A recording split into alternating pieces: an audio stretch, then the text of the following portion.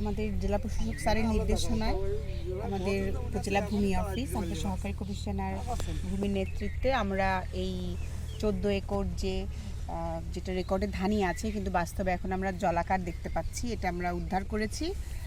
এটা আসলে আমাদের একটা অনেক বড় অর্জন এবং আমাদের এই ধরনের উদ্ধার কার্যক্রম সরকারি জমি, খাস জমি উদ্ধারে এই ধারা অব্যাহত থাকবে। জায়গাটিতে আছি, এটি রাইসার বিল, এটি 14 একর 10 শতক জায়গা। এতদিন এটি অবৈধ দখলে ছিল।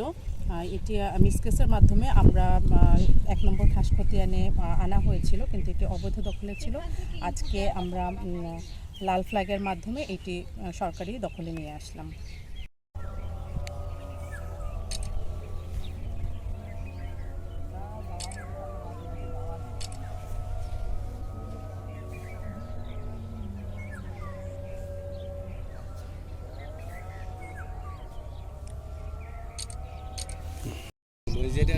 মিঠুল ওই কলেজে থাকে, তাই তো? ওই একলাই ছিল ওরা এখন।